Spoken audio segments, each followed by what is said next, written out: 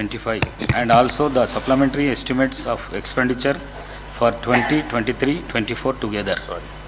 Deputy Speaker garu, Deputy CM garu.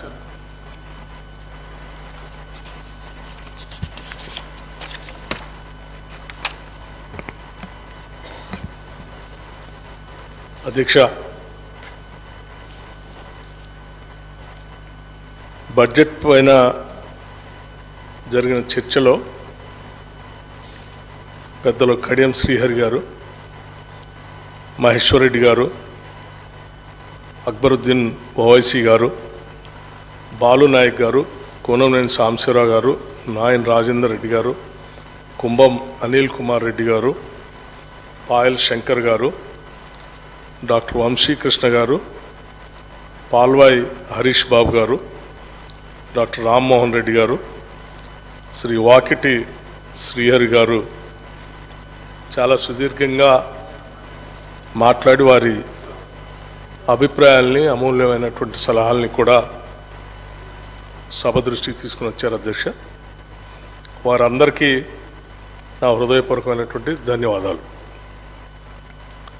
వారు లేవనెత్తినటువంటి అంశాలన్నింటినీ కూడా సాధ్యమైనంత వరకు రాష్ట్ర ప్రభుత్వ పాలన కోసం బడ్జెట్లో పనికొచ్చే అంశాలన్నింటినీ కూడా సహేతుకంగా తీసుకొని ముందుకు వెళ్తామని వారికి మనవి చేస్తూ, కొన్ని అంశాలకు సంబంధించి ప్రత్యేకంగా వారు కొన్ని అభిప్రాయాలు వ్యక్తపరిచారు అధ్యక్ష. రాష్ట్ర ప్రభుత్వానికి సంబంధించినటువంటి ఆదాయ వ్యయాల అంచనాల గురించి కడియం శ్రీహరి గారు మాట్లాడుతూ, రాబడి అంతగా అనుకున్నంతగా లేదు, కానీ అంచనాలు మాత్రం పెద్దగా చూపించడమే కాకుండా అప్పు కూడా ఎక్కువగా చూపించారు. ఇది ఏ రకంగా ఉపయోగపడుతుందో చెప్పాలని కూడా అడిగారు అధ్యక్ష. బడ్జెట్ అనేది అధ్యక్ష, ఇది రాష్ట్ర ఆదాయ వ్యయాలకు సంబంధించినటువంటి అంశం అధ్యక్ష. సరే, మా ప్రయత్నం అంతా చేశాం. ఈ చేసే ప్రయత్నాల్లో భాగంగా సాధ్యమైనంత వరకు తెచ్చుకున్న తెలంగాణ రాష్ట్రానికి డాక్టర్ బాబాసాహెబ్ అంబేద్కర్ గారు అందించినటువంటి భారత రాజ్యాంగం, అట్లాగే ఆ ప్రియాంబుల్ ప్రధానమైనటువంటి ఒక స్ఫూర్తిగా ఉండాలనేటువంటి ఆలోచనతోనే డాక్టర్ బాబాసాహెబ్ అంబేద్కర్ గారు రచించినటువంటి భారత రాజ్యాంగంలో ఉన్నటువంటి ఆ పీఠికని గుర్తు చేశాం. గుర్తు చేయటమే కాదు, ఈ బడ్జెట్ తయారు చేసే క్రమంలో వచ్చేటువంటి ప్రతి ఆదాయం, ఖర్చు పెట్టేటువంటి ప్రతి అంశం పైన ఆ రకమైనటువంటి విధానంలో మేము ముందుకు పోతున్నామా లేదా, ఆ రకంగా పోవాలనేటువంటి ఆలోచనతో తయారు చేసినటువంటి బడ్జెట్, ఆ స్ఫూర్తే మాకు ఈ బడ్జెట్ని ప్రజెంట్ చేయడానికి ఉపయోగపడిందని చెప్పడం కోసమే వారి ప్రియాంబుల్ని మేము కోట్ చేసాం అధ్యక్ష.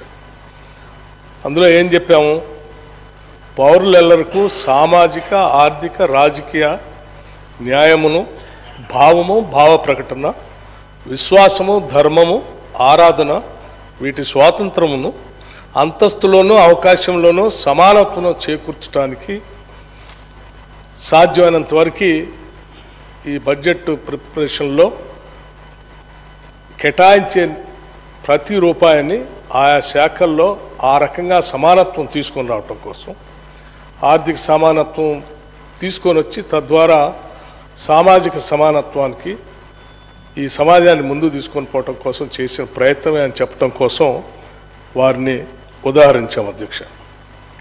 అట్లాగే మీరు వారిని ఉదాహరించారు, అసలు ఏ రకంగా దీనికి దానికి సంబంధం ఏంది అని అడిగినప్పుడు కూడా మా అందరి ఆలోచన ఏంటో దాని ద్వారా చెప్పడం కోసమే మా ప్రయత్నం అంతా చేసాం అధ్యక్ష. అట్లాగే ఇంకోటి,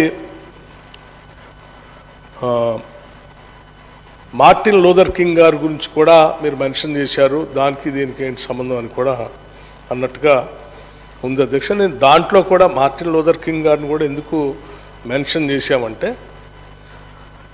ఈ అసమానతలను తొలగించడం కోసం ప్రగతిశీల భావాలు కలిగినటువంటి ప్రజాస్వామ్య ప్రభుత్వాలు ఆలోచన చేసి సమాజాన్ని ముందుకు తీసుకొని పోవాలనేది ఒక ప్రధానమైనటువంటి ఆలోచన. వారి ఆలోచన ఆ రకంగా ఉంది కాబట్టి దాన్ని మాకు స్ఫూర్తిగా తీసుకొని మేము తయారు చేసి బడ్జెట్లో ప్రతి రూపాయి కూడా ఆ రకమైనటువంటి సమాజ నిర్మాణానికి ఉపయోగపడాలని ఆలోచనతో చేశాం. మనుషులంతా సమానంగా సృష్టించబడ్డారు అన్న సత్యానికి ఆదర్శంగా నిలుస్తుందని తలుస్తున్నానని వారు దేశం గురించి, దేశంలో ఉన్నటువంటి అసమానతల గురించి ఆయన చెప్పినటువంటి అంశాలనే ఇక్కడ గుర్తు చేస్తూ, మన ఈ తెలంగాణ సమాజం కూడా అనేక రకాలైనటువంటి అసమానతలకి, ఆర్థిక అసమానతలు, సామాజిక అసమానతలకి ఇక్కడ చాలా పెద్ద ఎత్తున ఉన్నాయి కాబట్టి వాటిని తొలగించుకోవడం కోసం మనం చేయాల్సిన ప్రయత్నాన్ని ప్రతి బడ్జెట్ సందర్భంలో కూడా దాన్ని స్ఫూర్తిగా తీసుకోవాలనే ఆలోచనతోనే మేము మెన్షన్ చేసింది. సో తప్పనిసరిగా మేము ఇక్కడ తయారు చేసిన ఈ బడ్జెట్, అందించినటువంటి ఈ బడ్జెట్ పూర్తి స్థాయిలో సాధ్యమైనంత మేరకు మా ప్రయత్నం అంతా చేసాం అధ్యక్ష. అట్లాగే చేస్తూ ఈ వచ్చేటువంటి ఆదాయం, వ్యయం, సరే మనం ప్రస్తుత రాజకీయ పార్టీలు ప్రస్తుతం నడుస్తున్నటువంటి తరుణం అంతా కూడా ఏంటంటే, రకరకాలైనటువంటి స్కీమ్స్ ప్రజలకి అది చేస్తాం, ఇది చేస్తాం అని చెప్పి అనేక రకాలైనటువంటి హామీలు ఇచ్చి, ఆ హామీల్ని అమలు చేయటానికి ఎంత ఖర్చు అవుతుందో ముందుగా లెక్కేసుకొని, ఆ ఖర్చు ఎంత వస్తుందో ఆ ఖర్చుకు అనుగుణంగా నీకు ఆదాయం ఉందో లేదో కూడా చూసుకోకుండా బడ్జెట్ తయారు చేసేటువంటి పరిస్థితిని మనం గత 10 సంవత్సరాలు చూసాము అధ్యక్ష. అలా చేయటం వల్ల పెద్ద ఎత్తున ఈ బడ్జెట్లో తయారు చేసినటువంటి అనేక స్కీములకి రావాల్సిన నిధులు అందకపోవటం వల్ల ఆయా వర్గాలు బడ్జెట్లో నిధులైతే కేటాయించారు కానీ దాని నిధులు రిలీజ్ కానీ ఆ రిలీజ్తో వారు పొందాల్సినటువంటి ఉపశమనం కానీ పొందలేకపోయారని చెప్పడం కోసమే మేము చాలా సందర్భాల్లో ఉన్న వాస్తవ బడ్జెట్ని తీసుకొని రావాలని గతంలో కూడా మాట్లాడాం. నేను గతంలో ప్రతిపక్షంలో కూర్చున్నప్పుడు కూడా ప్రతి బడ్జెట్ సమావేశంలో బడ్జెట్ మీరు వేసే అంచనాకి, ఖర్చు పెట్టేదానికి చాలా పెద్ద ఎత్తున వ్యత్యాసం ఉంది. ఈ వ్యత్యాసం వల్ల చాలామంది ప్రజానీకం నష్టపోతూ ఉన్నారు. ఆ నష్టపోయేటువంటి ప్రక్రియ సరైనది కాదని చాలా సందర్భాల్లో అక్కడ కూర్చొని కూడా చెప్పాను. కావాలంటే నేను ఆ మాట్లాడినటువంటి ఆ బడ్జెట్ స్పీచ్ని కూడా తీసుకొని వచ్చాను అధ్యక్ష. నేను వాటిని కూడా ఉదాహరిస్తాను. దీంట్లో నేను స్పష్టంగా మేమేం చేశాము, ఈసారి అనవసరమైనటువంటి భేషజాలకు పోకుండా అసలు వచ్చే ఆదాయం ఎంత, మనం ఎంతవరకు సహేతుకంగా ఖర్చు పెట్టగలం, వచ్చే ఆదాయం ఎంత, కంపల్సరీ ఖర్చు పెట్టాల్సింది ఎంత, ఇచ్చినటువంటి హామీలకి మనం ఎంత చేయగలం అనేది ఆలోచన చేసి చాలా సహేతుకంగా ఈ బడ్జెట్ ప్రిపేర్ చేసాం అధ్యక్ష. జనరల్గా అయితే బడ్జెట్ మనం గత 10 ఏళ్ళుగా చూస్తూ ఉన్నాం. గత 10 ఏళ్ళుగా చూసిన ప్రక్రియ ఏంటంటే, ప్రతి సంవత్సరం ఆదాయం ఉన్నా లేకపోయినా గతంలో ప్రకటించినటువంటి బడ్జెట్కి అదనంగా ఒక 20% బడ్జెట్ని పెంచుకుంటూ పోయారు తప్ప, ఆ గతంలో ప్రవేశపెట్టినటువంటి బడ్జెట్ రియాలిటీలోకి వచ్చిందా లేదా, ఆదాయం వచ్చిందా లేదా, ఖర్చు చేశామా లేదా అనేది కూడా చూసుకోకుండా బడ్జెట్ ఎస్టిమేషన్స్ గత సంవత్సరం ఏది ఉంటే దానికి ఇంకో 20% పెంచుకుంటూ పోయారు. అలా పోతూ చేసినటువంటి బడ్జెటే ఈ 10 సంవత్సరాలు చూసాం. మేము ఈసారి అలా చేయదలుచుకోలేదు. బడ్జెట్ మనం ఏదైతే అంచనాలు వేస్తామో ఆ వేసిన బడ్జెట్ ఖర్చు కూడా దాదాపు ఒక 5% మ్యాక్సిమం ఉంటే 5-6% కంటే తేడా లేకుండా ఉండేటట్టుగా చూడాలనేది మా ఆలోచన. అందుకోసమే మీరు గత బడ్జెట్ మీరు ప్రవేశపెట్టినప్పుడు ఆ బడ్జెట్ దాదాపు ఒక 3 లక్షల కోట్ల దాకా మీరు బడ్జెట్ ప్రవేశపెట్టారు. దాన్ని కుదించి మేము ఈసారి చాలా తక్కువతో బడ్జెట్ ప్రవేశపెట్టినప్పుడు చాలామంది ఎందుకు మీరు బడ్జెట్ని తగ్గిస్తూ ఉన్నారు, ఈ రకంగా తగ్గించడం వల్ల ఇది మీరు సరైన బడ్జెట్ కాదని అంటారేమో, మీరు ఆలోచన చేయండి అని చాలామంది చాలా రకాలుగా కూడా చెప్పారు అధ్యక్ష. కానీ మేము చాలా స్పష్టంగా ఒక మాట చెప్పదలుచుకున్నాం. ఎవరు ఏమనుకున్నా వాస్తవ పరిస్థితులు ప్రజలందరికీ తెలియాలి. మనం ఇచ్చిన హామీలు వచ్చే ఆదాయానికి సరిపోయేటట్టుగా ఉండాలి. అలా ఉన్నప్పుడే రేపొద్దున భవిష్యత్తులో ఇబ్బందులు లేకుండా రాష్ట్ర పాలన జరుగుతుందనే ఆలోచనతోనే మేము 2,75,891 కోట్లకి బడ్జెట్ను ప్రవేశపెట్టాము అధ్యక్ష. ఈ ప్రవేశపెట్టినటువంటి ఈ బడ్జెట్లో నాకు తెలిసి గతంలో ప్రవేశపెట్టిన బడ్జెట్ లాగా 20% లేకపోతే ఆ పైన గ్యాప్ ఉండేటట్టుగా మాత్రం ఉండదని చాలా స్పష్టంగా చెప్తా ఉన్నాను. మీరు ఒకసారి ఆలోచన చేయండి అధ్యక్ష. 2014-15 దగ్గర నుంచి మొదలు పెడితే 2022-23 వరకు, సరే 23-24 వరకు కూడా, సరే అది ఇంకా పూర్తి ఇంకా కాలేదు, ఇంకొక ఒక నెల 2 నెలల దాకా టైం ఉంది. సో 2014 నుంచి తీసుకుంటే అప్పుడు ప్రవేశపెట్టినటువంటి బడ్జెట్ 1,638 కోట్ల అధ్యక్ష. ఎక్స్పెండిచర్ వచ్చి కేవలం 62,306 కోట్లు మాత్రమే చేశాం. గ్యాప్ బడ్జెట్కి ఖర్చుకి 38,332 కోట్ల రూపాయలు గ్యాప్ అధ్యక్ష. 1,00,000 కోట్లలో రమారవి 40 కోట్లు ఆదాయమే లేకుండా బడ్జెట్ ఖర్చు పెడితే ఎంత ఇబ్బంది ఉంటుందో ఒకసారి గౌరవ ప్రతిపక్ష నాయకులంతా కూడా ఆలోచించారు. అట్లాగే 2015-16 కూడా అధ్యక్ష, అది కూడా 17,878 కోట్లు గ్యాప్. 2016-17 1,30,416 కోట్లు ప్రజెంటేషన్ చేస్తే, సరే ఆ సంవత్సరం ఒకసారే కొద్ది 8,680 కోట్లు తగ్గింది. 2017-18 1,49,646 కోట్లకి బడ్జెట్ ప్రజెంట్ చేస్తే ఖర్చు పెట్టింది ఎక్స్పెండిచర్ వచ్చి 1,20,211 కోట్లు. అంటే దాదాపు 29,435 కోట్లు తేడా.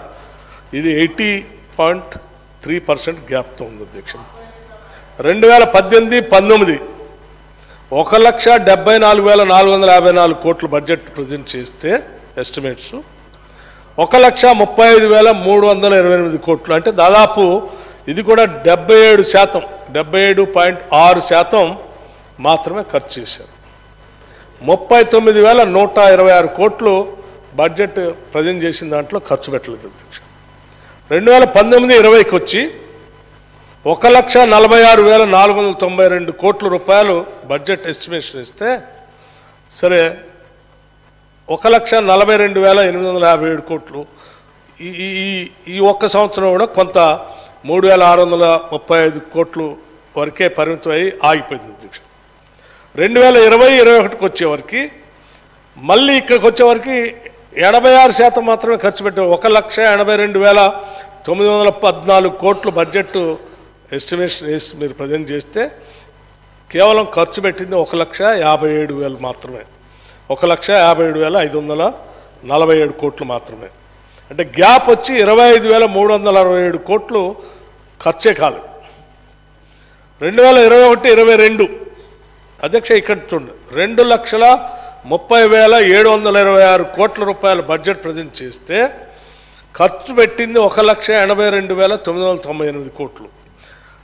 అంటే కేవలం 79.3% మాత్రమే ఖర్చు పెట్టాం. 47,728 కోట్లు ఖర్చే పెట్టలేదు. 2022-23 2,56,859 కోట్లు అధ్యక్ష. ఖర్చు పెట్టింది 2,04,523 కోట్లు. దాదాపు 79.6% మాత్రమే ఖర్చు పెట్టారు. అంటే 52,336 కోట్ల రూపాయలు ఖర్చు పెట్టలేదు. అట్లాగే మొత్తంలో చూస్తే అధ్యక్ష 14,87,834 కోట్లు మీరు బడ్జెట్ ఎస్టిమేషన్ చేసి ఈ 9 సంవత్సరాలు పెడితే, ఈ సంవత్సరం కాకుండా ఖర్చు పెట్టింది 12,25,316 కోట్లు. అంటే మొత్తం అన్న యావరేజ్ 82.4% మాత్రమే 10 ఏళ్లలో ఖర్చు పెట్టింది. 2,62,518 కోట్లు రాబడే లేకుండా ఈ 10 ఏళ్ళలో బడ్జెట్ పెట్టారు. ఇది ఈ సంవత్సరం అధ్యక్ష 2023-24 కూడా నేను చెప్పాను, ఆ బడ్జెట్ ప్రవేశపెట్టినప్పుడు కూడా చెప్పాను, దాదాపు 70,000 గ్యాప్ ఉంటుంది, 70,000 కోట్లు, 70,000 crores గ్యాప్ ఉన్నటువంటి బడ్జెట్ని ప్రవేశపెడితే మనం ప్రజలకు ఇచ్చినటువంటి వాగ్దానాలని లేకపోతే అవసరం అయ్యే ఖర్చుని ఎక్కడి నుంచి తీసుకొస్తారు అంటే తెస్తున్నారు, ఎందుకంటే ఆ రాబడి ఉండదు కాబట్టి. ఏం చేస్తారు? అంతిమంగా ఖర్చు పెట్టకుండా ఎత్తేస్తారు. ఎత్తేస్తే జరిగే నష్టం ఎవరికి అధ్యక్ష? ఎవరికి అధ్యక్ష అంటే జనరల్గా బడ్జెట్లో పెట్టిన ప్రతి రూపాయి కూడా ముందుగా ఎవరెవరికి ఇస్తారో వాళ్ళకి ఇచ్చుకుంటూ పోతారు. శాలరీస్, ఎస్టాబ్లిష్మెంటు, అప్పులు అంటే లోన్, డెట్ సర్వీసింగ్, వీటన్నిటికీ రావాల్సినవన్నీ పోతాయి అధ్యక్ష.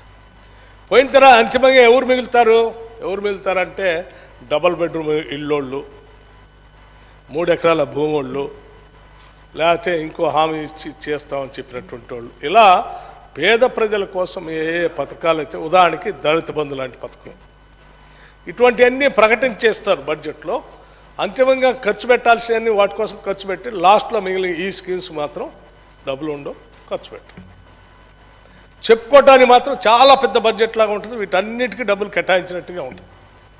కానీ అంతిమంగా చూస్తే నష్టపోయేది పేదలు, బలహీన వర్గాలు, మహిళలు, పావలా వడ్డీ కోసం లేకపోతే వడ్డీ లేని రుణాల కోసం ఎదురు చూసే సెల్ఫ్ హెల్ప్ గ్రూప్స్ మహిళలు, ఇటువంటి వాళ్ళందరూ అంతిమంగా 10 ఏళ్ల నుంచి నష్టపోతూ వస్తూ ఉన్నారు. స్కీమ్స్ చెప్పుకుంటూ వస్తూ ఉన్నాం, నష్టం మాత్రం వాళ్ళు భరిస్తూ ఉన్నారు. అందుకోసం ఈసారి మేము చాలా ఒకసారి అధ్యక్ష, ఇటువంటి బడ్జెట్ జనరల్గా ఏంటి హెల్దీ బడ్జెట్ ప్రజెంట్ చేసి ఏ రాష్ట్రాల్లో కూడా ఉండవు అధ్యక్ష. ఉదాహరణకి మన మిగతా రాష్ట్రాలు చూస్తే రాజస్థాన్ లాంటి రాష్ట్రం 116%, 116.4% అంటే బడ్జెట్ పెట్టిన దానికంటే ఖర్చు ఎక్కువ పెట్టారు వాళ్ళు. ఉదాహరణకి 2021-22లో రాజస్థాన్ వాళ్ళు 2,50,247 కోట్లు బడ్జెట్ పెడితే వాళ్ళు ఖర్చు పెట్టింది 2,91,191, అంటే 116% అదనంగా, 100% కాదు, ఇంకో 16% ఎక్స్ట్రానే ఖర్చు పెట్టారు. అంటే వాళ్ళు ప్రకటించిన అన్నీ కూడా చేయడానికి అవకాశం ఉండేటట్టుగా చేసుకున్నారు. అట్లాగే కర్ణాటక కూడా అధ్యక్ష, కర్ణాటక కూడా 113.1%, మధ్యప్రదేశ్ 110.6%, కేరళ 100%, మహారాష్ట్ర 99%, గుజరాత్ 95%, తమిళనాడు 95%, వెస్ట్ బెంగాల్ 93%.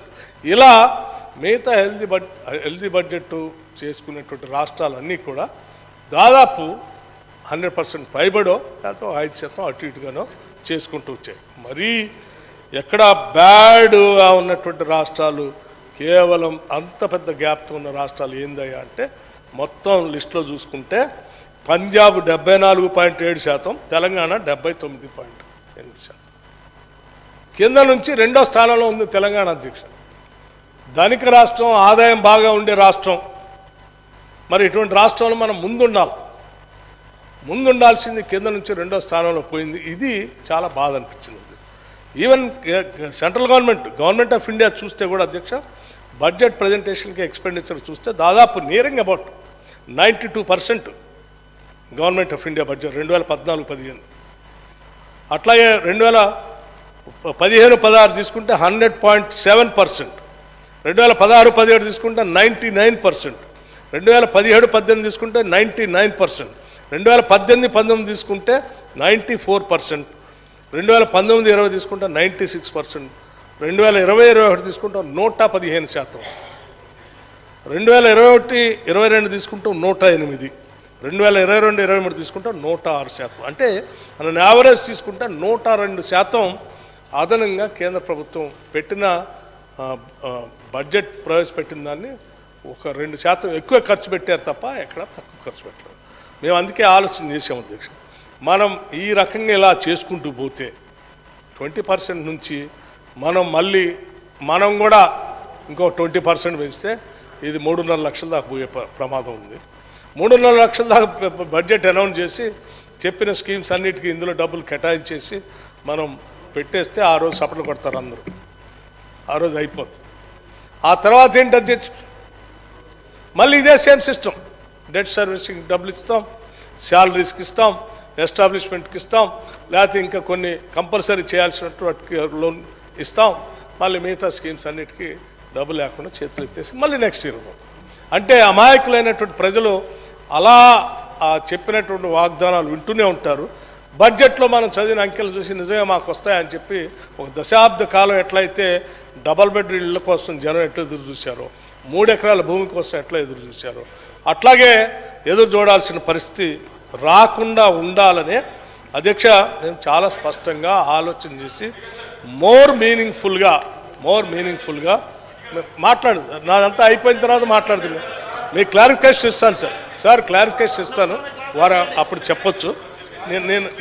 నేను ఇప్పటిదాకా చెప్పినవన్నీ కూడా స్టాటిస్టిక్స్, పొలిటికల్ స్టేట్మెంట్ నేను ఒక్కటి కూడా ఇవ్వలేదు అధ్యక్ష. నేను చెప్పినవన్నీ కూడా అంకెలు ఇవి మీకు కావాలంటే మీరు కూడా వెబ్సైట్లో పోయి కొట్టి చూడొచ్చు అధ్యక్ష. వెబ్సైట్లో మీరు చక్కగా మీకు అంతా కంప్యూటరు, మీరు హైటెక్, మీరు చక్కగా చూడవచ్చు సార్. నేను అన్ని పూర్తయిన తర్వాత డెఫినెట్గా I'm coming. I'm not criticising anybody. మీరు మీకు అధ్యక్ష ఇంకా సార్ నేను ఎందుకు ఇంత ఆవేదనతో ఎందుకు చెప్తాను అంటే అధ్యక్ష, ఈ రాష్ట్రం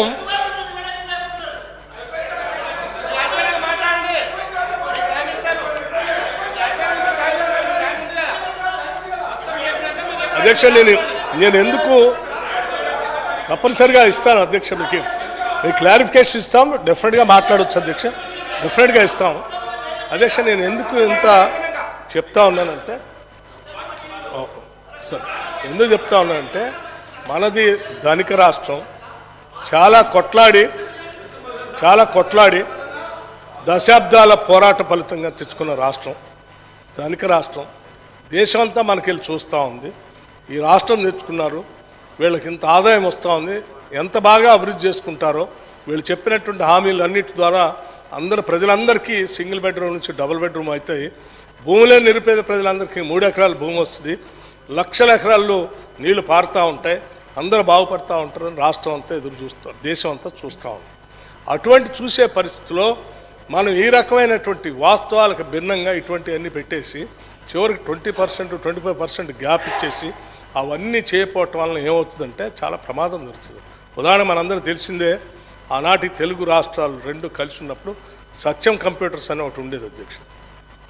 ఆ సత్యం కంప్యూటర్స్ ఏం చేసిందంటే ఇక్కడ నుంచి సాఫ్ట్వేర్ ఇండస్ట్రీని అద్భుతంగా ఎదుగుతుందని చూపించి ప్రపంచం అంతా బాగా చూస్తున్న తరుణంలో టక్కున ఒకసారి ఉన్న వాస్తవం బయటపెట్టింది.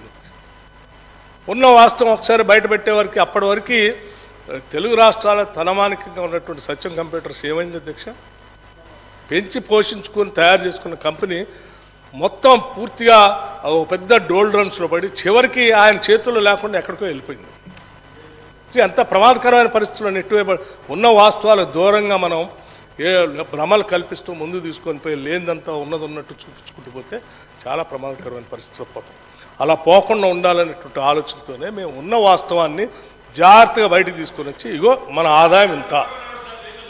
ఆదాయం ఇంత ఖర్చులు ఇంత మంచి పోలేమనే ఉద్దేశంతో మేము కుదించి వాటన్నిటినీ జాగ్రత్త తీసుకొని వచ్చాం అధ్యక్ష. మీరు దయచేసి తప్పు కాదా ఇది చూపించడం వల్ల ఏం చేసాం అధ్యక్ష, 10 ఏళ్ళ నుంచి బీసీ మైనార్టీ కార్పొరేషన్లో లోన్లు ఇవ్వలేకపోయాం, బీసీ కార్పొరేషన్లో లోన్లు ఇవ్వలేకపోయాం, ఎస్సీ ఫైనాన్స్ కార్పొరేషన్లో లోన్లు ఇవ్వలేకపోయాం, దళిత బంధు డబ్బులు ఇవ్వలేకపోయాం, హౌసింగ్ డబ్బులు ఇవ్వలేకపోయాం, 3 ఎకరాల ల్యాండ్కి భూములు ఇవ్వలేకపోయాం, గొర్రెల పెంపరైన డబ్బులు ఇవ్వలేకపోయాం. ఇట్లా చెప్పుకుంటూ పోతే అనేక చివరికి రైస్ సబ్సిడీకి ఇవ్వాల్సిన వాటికి కూడా ఇవ్వలేకుండా పోయాం. అందుకోసమే వీటినన్నింటినీ జాగ్రత్తగా ఆలోచన చేసి మేము ఒక క్రమ పద్ధతిలో బడ్జెట్ని తయారు చేసి హెల్దీ బడ్జెట్గా ఇచ్చిన హామీలు, మనకున్న ఖర్చు, ఉన్న ఆదాయం వీటన్నిటిని బేరీ చేసుకొని ప్రవేశపెట్టాం అధ్యక్ష. దీన్ని దయచేసి అందరూ సభలో ఉన్నటువంటి వాళ్ళంతా రాష్ట్ర పరిస్థితి గమనంలో తీసుకొని కేవలం ప్రభుత్వమే కాదు మేము కూడా సహకరిస్తాం, మనందరం కలిసి తెలంగాణని నిర్మించుకుందాం అనేటువంటి దశలో ముందుకొచ్చి అభినందనలు తెలుపుతారా అనుకున్నాం. కానీ అట్లా చెప్పకుండా ఇంకేవో మాట్లాడుతూ చెప్పడం కొంత బాధ అనిపించింది అధ్యక్ష. అందుకే మరొకసారి నేను ఆ వాస్తవాలన్నీ మీకు చెప్పాను అధ్యక్ష. అట్లాగే కడియం శ్రీహరి గారు ఇంకో మాట కూడా మాట్లాడారు. మరి మీరు ఫిజికల్ డెఫిసిట్ 53,228 కోట్లు చూపిస్తున్నారు కదా, చెప్పారు కదా, మరి మీకు ఇంత అప్పు యాడ్ నుంచి వస్తుంది, ఎట్లా చేస్తూ ఉన్నారు అధ్యక్ష? ఇప్పుడు అప్పు ఈ తెచ్చిన అప్పుల్ని కట్టడానికి అప్పులు చేయని తప్పట్లేదు అధ్యక్ష. డెట్ సర్వీసింగ్ మీరు తీసుకొచ్చిన అప్పులన్నీ కూడా ఇప్పుడు ప్రిన్సిపల్ అమౌంట్ అట్లాగే ఇంట్రెస్ట్ కూడా కట్టాల్సిన పరిస్థితి ఉత్పన్నమైంది అధ్యక్ష. ఇప్పుడు వాటన్నింటినీ క్లియర్ చేయకపోతే ఇది చివరికి ఏమవుతుందంటే ఆర్బీఐ వాళ్ళు అసలు దీన్ని మనం వచ్చిన డబ్బులంతా వాళ్ళకే కట్టేసుకుంటూ పోతాం. చివరికి జీతాలు కూడా ఇవ్వలేనటువంటి పరిస్థితి వస్తుంది. అందుకోసమే తప్పనిసరి పరిస్థితుల్లో మీరు చేసినటువంటి ఇబ్బందికరమైనటువంటి పరిస్థితుల వలన ఈరోజు అది కూడా మేము మళ్ళేదో మేము లిమిట్ దాటి పోవాలనేటువంటి ఆలోచన లేకుండా ఎఫ్ఆర్బిఎం లిమిట్లోనే ఉండేటట్టుగా జాగ్రత్తగా ఆలోచన చేసి ఈ అప్పులు తీసుకుపోయే క్రమంలో తీసుకున్నాము. ఉదాహరణ జిఎస్డిపి అధ్యక్ష, మీకు జిఎస్డిపి అంత పెరగలేదు కదా, ఎట్లా ఎంత వచ్చిందని అంటే నిజమే పెరగలేదు కాబట్టి మాకు తగ్గింది. ఈ జిఎస్డిపి 2023-24 సంబంధించి బడ్జెట్ ఎస్టిమేషన్స్, అట్లాగే ఇప్పుడు బడ్జెట్ ఎస్టిమేషన్స్లో 2023-24 సంబంధించి 14,16,133 కోట్లు, 2024-25 సంబంధించి 16,30,922 కోట్లు. జిఎస్డిపి గ్రోత్ సరే గతంలో 16.0% ఉంది, ఇప్పుడు 12% ఉంది, 12.5% మాత్రమే ఉంది.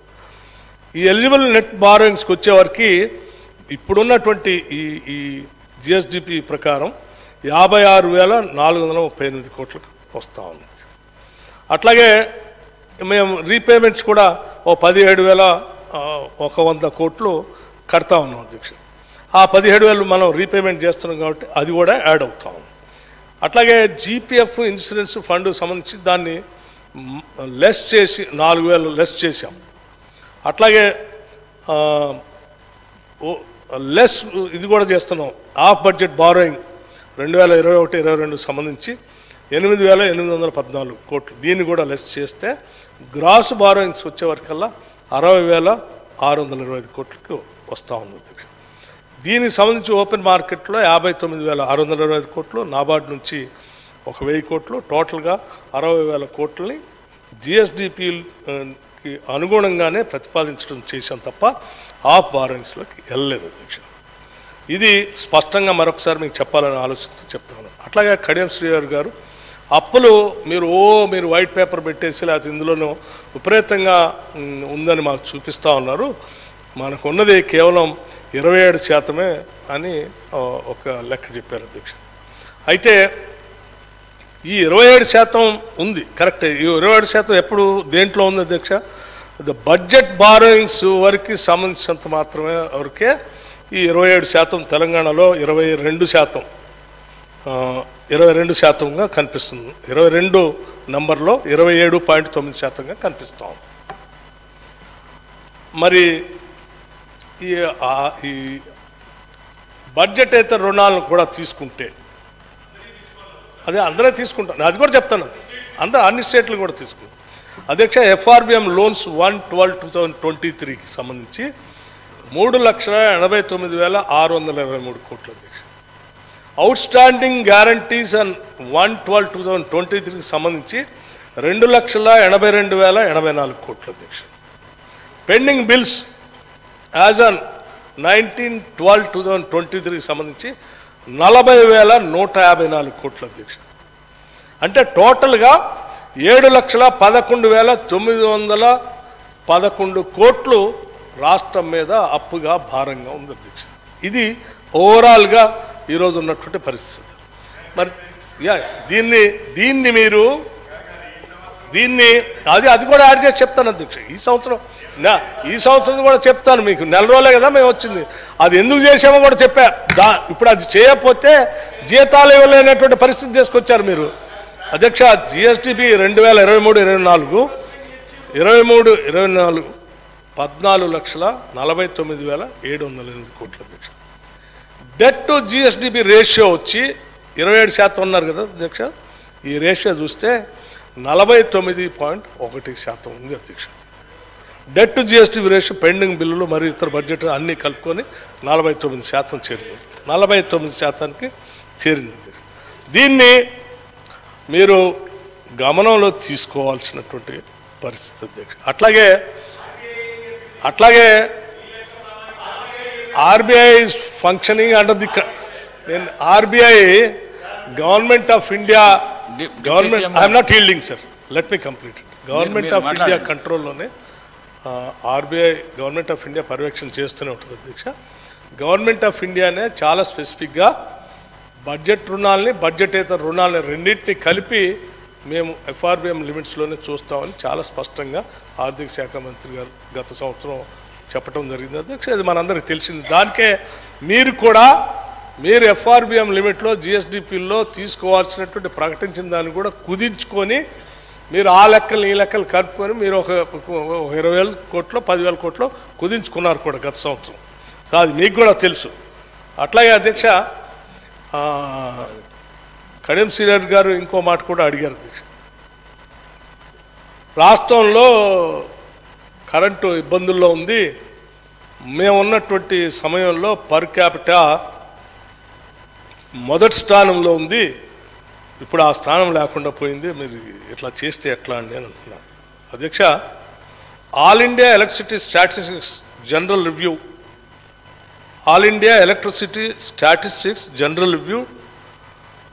2023 దాని ప్రకారమే సార్ 2023 సార్ నేను 2023 మీదే కదా, 2023 మందే కదా, ఇమీడియట్గా చెప్తాం కదా. అవకాశం వచ్చినప్పుడు how do you relativity theory కదా, హౌ డు యూ కంపేర్ ఇమీడియట్గా ప్రీవియస్ ఇయర్ అని చెప్తాను. సో దానికి 2023లో ఇదే ఎక్కడ ఉంది అధ్యక్ష, 10th ప్లేస్లో ఉండి kilowatt hour per unit 2,126 per person per year 10th ప్లేస్లో వెళ్ళాము. ఇది మరి మేం చేసింది కాదుగా, మీరే మొదటి స్థానంలో ఉంది అని చెప్తే మేమేదో మొదటి స్థానం నుంచి 10వ స్థానంలో తీసుకొని రాలేదు అధ్యక్ష. ఇది స్టాటిస్టిక్స్ ప్రకారం ఉన్న లెక్కని మీకు చెప్తా ఉన్నాం. మేము వచ్చిన తర్వాత ఇంకా దాన్ని కూడా సరి చేస్తున్నాం, దాని లెక్కలు కూడా చెప్తాం. అట్లాగే అధ్యక్ష జాబ్ క్యాలెండర్ గురించి శ్రీహరి గారు అడిగారు, చాలా సంతోషం. గత ఈ రాష్ట్రం తెచ్చుకున్నదే ఉద్యోగాల కోసం. 10 సంవత్సరాలు అధ్యక్ష ఉద్యోగాల కోసం ఎదురు చూసి గడ్డాలు మీసాలు పెంచుకొని పిచ్చోళ్ళే రాష్ట్రంలో యువత అంతా తిరుగుతూ ఉన్నారు.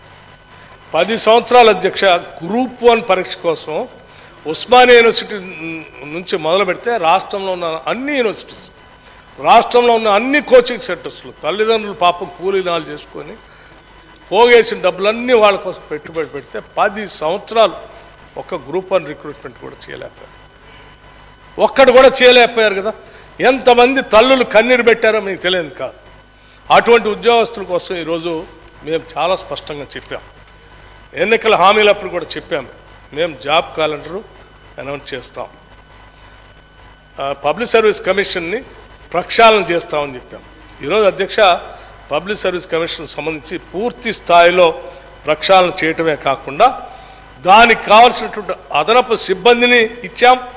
ఆ సిబ్బందికి కావాల్సిన 40 కోట్ల రూపాయలు వెంటనే మంజూరు చేసే ఏమాత్రం ఆలోచన చేయకుండా వాళ్ళ పనిలో వాళ్ళు ఉన్నారు. ఇవాళ గ్రూప్ 1 సర్వీస్లో ఇప్పటికే అనుమతించిన 503 పోస్టులకి అదనంగా ఇంకొక 64 పోస్టులు మంజూరు చేయటం జరిగింది అధ్యక్ష.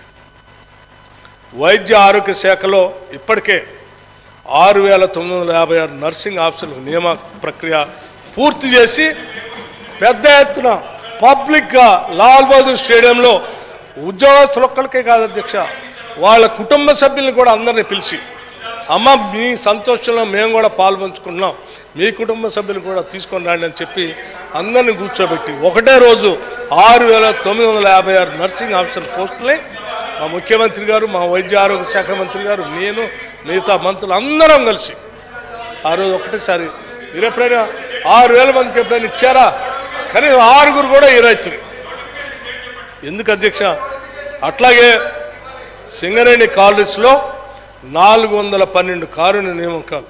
29 మందికి ఉద్యోగ నియామకాలు భర్తీ ప్రక్రియ పూర్తి చేసి వారికి నియామక పత్రాలు సాక్షాత్తు డాక్టర్ బాబాసాహెబ్ అంబేద్కర్ సాక్షిగా పబ్లిక్గా డాష్ ఏర్పాటు చేసి వారితో పాటు వారి కుటుంబ సభ్యులను కూడా అందరూ పిలిచి అమ్మ ఉద్యోగాల పండగ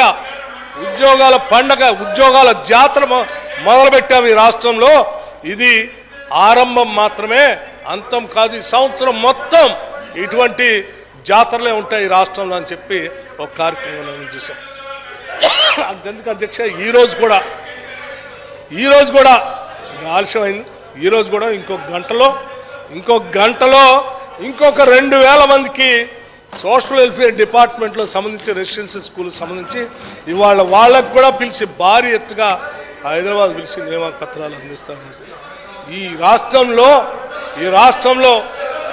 నిరుద్యోగ యువకులు వాళ్ళు కన్న కళలు నిజం చేయటం కోసం ప్రతిరోజు వాళ్ళ కోసం ఆలోచన చేస్తాం అధ్యక్ష. సాధ్యమైనంత వరకు ఈ ఉద్యోగాల జాతర కొనసాగుతూనే ఉంటుంది అధ్యక్ష. దయచేసి వారికి కూడా ఈ వేదిక నుంచి వారికి కూడా నేను ఆహ్వానిస్తూ ఉన్నాను.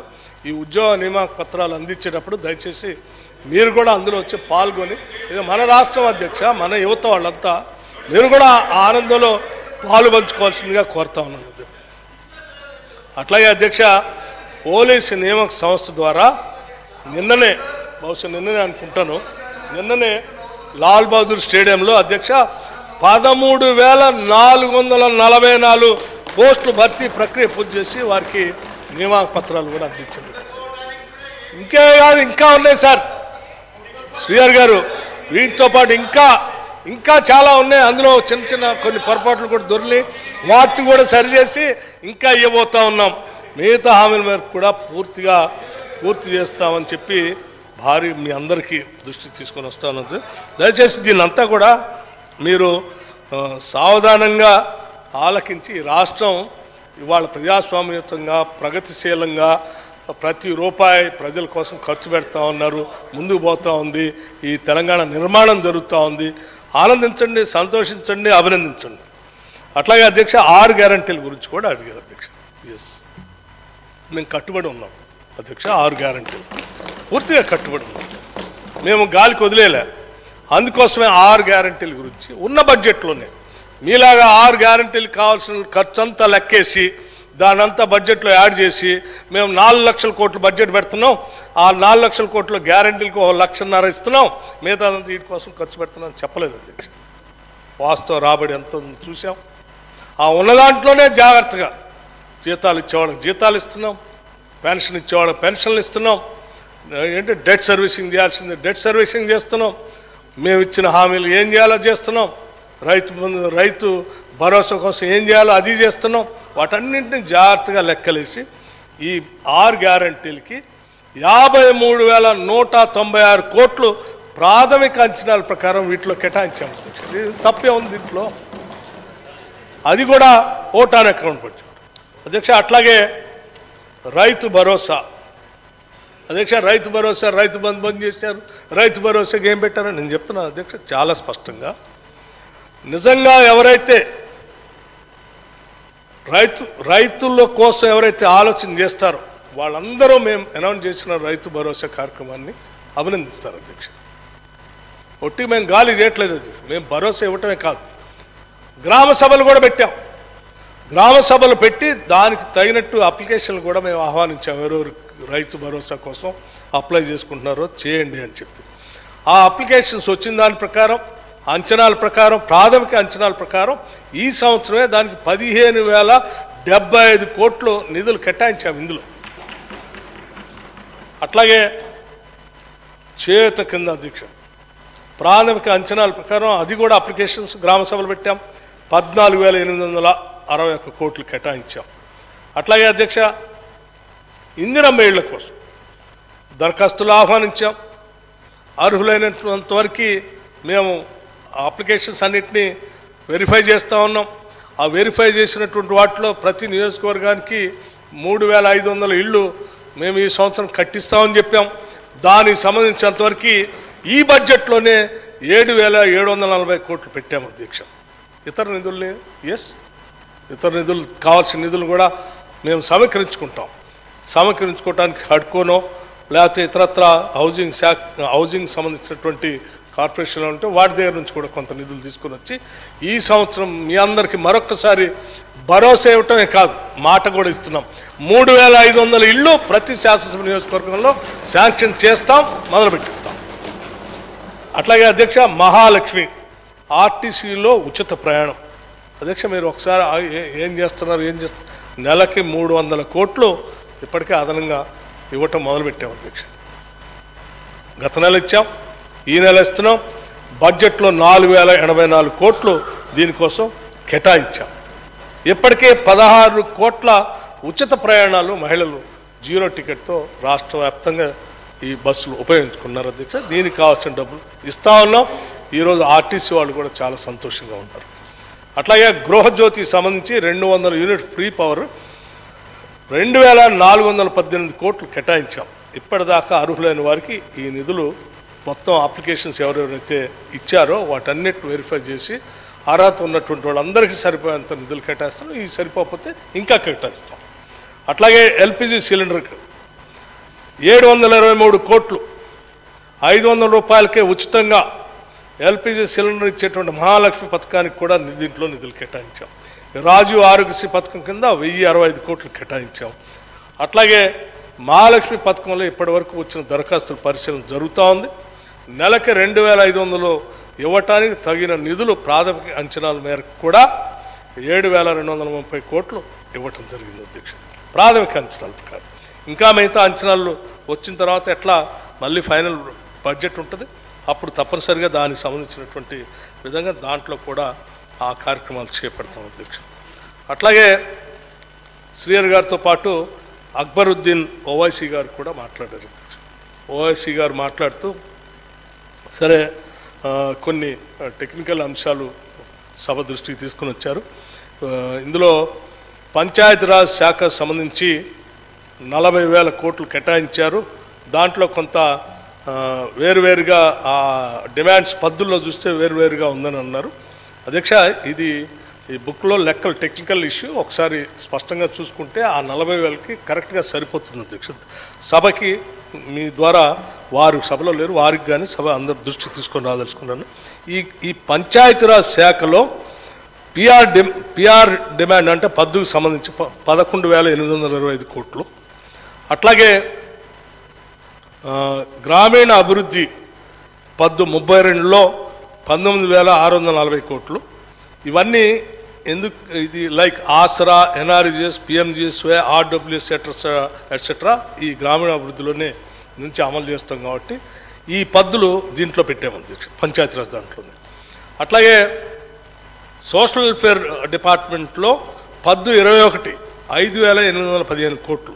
ఇది సోషల్ వెల్ఫేర్ డిపార్ట్మెంట్ అయినా ఈ దీనికి సంబంధించినటువంటి ఈ పెన్షన్స్, ఆసరా ఇవన్నీ కూడా ఈ rural development Panchayati Raj department implement చేస్తుంది కాబట్టి దాంట్లో యాడ్ అవుతుంది అధ్యక్ష. అట్లాగే ట్రైబల్ వెల్ఫేర్ కూడా పద్దు నెంబర్ 22లో చూస్తే 2,800 కోట్లు ఉంటాయి అధ్యక్ష. ఇవి అన్నీ వేరువేరు డిపార్ట్మెంట్స్ అయినప్పటికీ వీటిని ఇంప్లిమెంటింగ్ ఏజెన్సీ పంచాయతీరాజ్ కాబట్టి ఆ పంచాయతీరాజు శాఖకి 40,000 కోట్లుగా చూపించడం జరిగింది అధ్యక్ష. అట్లాగే బీసీ వెల్ఫేర్, మైనార్టీ వెల్ఫేర్లో ఎస్సీ, ఎస్డిపి, ఎస్టీడిఎఫ్ ఎలొకేషన్ దాంట్లో చూపించలేదంటే అక్కడ ఆ మైనార్టీ వెల్ఫేర్ కానీ బీసీ వెల్ఫేర్లో ఎస్సీ డెవలప్మెంట్, ఎస్టీ డెవలప్మెంట్కి సంబంధించిన ఖర్చులు అందులో ఉండవు కాబట్టి దాంట్లో చూపించలేదు అధ్యక్ష. మిగతా పైదానికి స్పష్టంగా 40,000 టాలీ అవుతుంది. ఒకసారి చూడవలసిందిగా వారిని కోరుతా ఉన్నాం. ఇక రెండొక ప్రభుత్వ ఉద్యోగులకు సంబంధించిన రెండవ వేతన సవరణ గురించి అడిగారు. శ్రీ ఎన్ శివశంకర్ ఐఏఎస్ రిటైర్ అయినటువంటి వారిని, అట్లాగే సభ్యులు బి రామయ్య రిటైర్డ్ సభ్యులుగా 2/10/2023 నాడు నియమించడం జరిగింది అధ్యక్ష. ఈ కమిటీ రాబోయే 6 నెలల్లో స్టడీ చేసి వారి రిపోర్ట్ సమర్పించవలసి ఉంది, సమర్పిస్తారు అధ్యక్ష. అట్లాగే అధ్యక్ష ఇంకా కొన్ని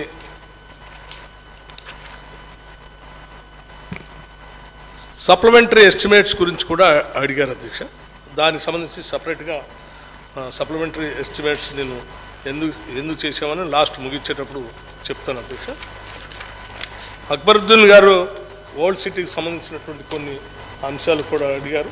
ఆ ఓల్డ్ సిటీలో వారు చార్మినార్ సంబంధించి బ్యూటిఫికేషన్ గురించి, అట్లాగే అక్కడ ఇంకా కొన్ని గ్రేటర్ హైదరాబాద్ సంబంధించి 2 BHK హౌస్ గురించి, కుక్కకాటు నివారణ గురించి, అట్లాగే లాడ్ బజార్ మేరాల నుండి సుందరీకరణ గురించి అడిగారు. అట్లాగే 1153 కోట్లు కొన్ని బిల్లులు పెండింగ్గా ఉన్నాయి, ఆ పెండింగ్ గురించి కూడా అడిగారు. రంజాన్ పండుగ సంబంధించి అడిగారు. ముషీరాబాద్ వద్ద గుడిసెల తొలగింపు గురించి అడిగారు. ఓల్డ్ సిటీకి కృష్ణా జలాల నుంచి పాక్షిక నీటి సరఫరా గురించి అడిగారు. నీటి వేసవిలో నీటి ఎద్దడి రాకుండా చూడాలన్నారు. వీటన్నిటిని కూడా తప్పనిసరిగా ప్రభుత్వం గమనంలో తీసుకొని వీటన్నిటిని అమలు చేయడానికి ఇప్పటికే ప్రభుత్వం ఆలోచన చేస్తూ ఉంది. అధ్యక్ష, అక్బరుద్దీన్ గారికి మీ ద్వారా చెప్తా ఉన్నాం, వీటన్నిటిని చేయడానికి ప్రభుత్వం సిద్ధంగా ఉంది.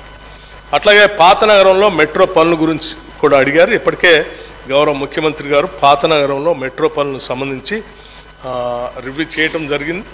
మీరు అడిగిన దాని మీద అట్లాగే కాంగ్రెస్ ప్రభుత్వానికి ఉన్నటువంటి ప్రయారిటీ కూడా వీటన్నిటిని దృష్టిలో పెట్టుకొని మెట్రో రైలు పనికి సంబంధించి ఇప్పటికే ఆదేశాలు కూడా ఇచ్చారు. అధ్యక్ష, అట్లాగే మహేశ్వర్ రెడ్డి గారు బీజేపీ మిత్రులు కొన్ని విషయాలు అడిగారు. అధ్యక్ష, కేంద్రం నుంచి నిధులు తెచ్చుకోవాలని సూచించారు. ఎస్, మేము తప్పనిసరిగా పూర్తిగా కేంద్రం నుంచి వచ్చే గ్రాంట్స్ ద్వారా వచ్చాయి, కానీ ఇతరత్ర కానీ నిధులు తెచ్చుకోవటానికి మా ప్రయత్నం అంతా మేము చేస్తాం. అధ్యక్ష, మీరు కూడా తప్పనిసరిగా మాకు సహకరించాలని ఆ కేంద్రంలో ఉన్నటువంటి భారతీయ జనతా పార్టీకి సంబంధించిన ప్రభుత్వానికి మీరు కూడా ఒక మాట చెప్పి సాధ్యమైనంత వరకు ఎక్కువ నిధులు వచ్చేటట్టుగా చూడవలసిందిగా చెప్తా ఉన్నారు.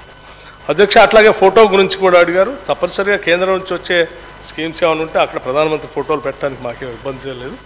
అట్లాగే రాష్ట్ర ప్రభుత్వం నుంచి వచ్చే స్కీమ్స్లు వచ్చే వాటి ద్వారా వాటిలో కూడా మీరు కూడా అదే స్థాయిలో ఆయా రాష్ట్రాలకు సంబంధించిన ముఖ్యమంత్రులు ఫోటోలు కూడా పెడితే బాగుంటుందనేది నా సూచన. అధ్యక్ష, అట్లాగే అధ్యక్ష ఈ సప్లిమెంటరీ అట్లాగే మన సప్లిమెంటరీ ఎస్టిమేట్స్ గురించి 46,000 కోట్ల రూపాయలు ఇట్లా ఎంత పెద్ద మొత్తంలో వచ్చింది, ఎట్లా దీన్ని ఎట్లా సరి చేస్తే అని అడిగారు.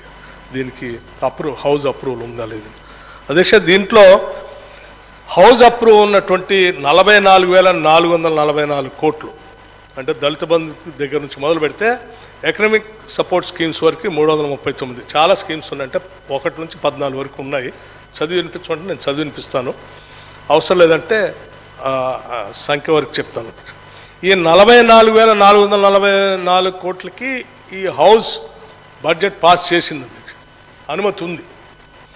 అయితే ఈ డబ్బులు నేను ఇందా చెప్పానే బడ్జెట్ విపరీతంగా పెంచుకుంటూ పోతే మనం ఖర్చు పెట్టకుండా ఉంటామని, అలా ఖర్చు పెట్టకుండా ఉన్నట్టు శాఖల్లో ఉన్నటువంటి డబ్బులు 44,444 కోట్లు అవి ఇవి అన్నీ కలిపి ఆ బడ్జెట్ పాస్ చేసి ఉన్నా కానీ ఖర్చు పెట్టకుండా అట్లా మిగిలి ఉంటే వాటిని అప్రాప్రియేట్ చేసుకొని రీఅప్రాప్రియేట్ చేసుకొని వాటిని ఫార్మర్స్ డెట్ వేవర్ కోసం, లోన్స్ టు క్యాపిటల్ ఎక్స్పెండిచర్ కోసం, శాలరీస్ కోసం, పవర్ సబ్సిడీ కోసం, discoms losses under Uday, CSS, finance commission grants, capital expenditure, other small schemes కలిపి మొత్తం 46,643 కోట్లు. ఈ 46,643 కోట్లలో 44,444 కోట్లకి ఈ సభ ఆమోదం ఉంది. కేవలం లేనిదల్లా 2,000 కోట్లకి, ఆ 2,000 కోట్లకే సప్లిమెంటరీ ఎస్టిమేట్స్ని 2023-24 మీ సభ ముందు పెట్టి వాటిని పర్మిషన్ అడిగాం. అధ్యక్ష, మొత్తం 46,000 కోట్లు కాదు, కేవలం 2,000 కోట్లు. ఇవి మీ అందరికీ మీ దృష్టికి మీరు తీసుకొచ్చినటువంటి అంశాలన్నీ కూడా సాధ్యమైనంత వరకు సమాధానం వచ్చిందని నేను ఆశిస్తూ ఉన్నాను. అధ్యక్ష, ఇంకా ఏమన్నా ఉంటే సార్ మీరు ఏమంటారు క్లారిఫికేషన్లో ఏమన్నా అడిగితే చెప్పడానికి నేను సిద్ధంగానే ఉన్నాను. అధ్యక్ష, నాకేమీ భేషజాలు లేవు, మాకేమీ వేరే ఆలోచన లేదు. ఉన్న ఆదాయం ఇంత, ఖర్చు ఇంత, దీనికోసం ఈ స్కీమ్స్ ఉన్నాయి, ఈ శాలరీస్ ఉన్నాయి, ఈ డెట్ సర్వీస్ ఇంత ఉంది, దీనికోసం ఇంత ఖర్చు పెట్టాలా, మొత్తం యాన్యువల్ ఫైనాన్షియల్ స్టేట్మెంట్ని మేము ముందు ఉంచాము. దయచేసి దీన్ని అర్థం చేసుకొని దీన్ని సంతృప్తి పడ్డారని నేను అనుకుంటున్నాను.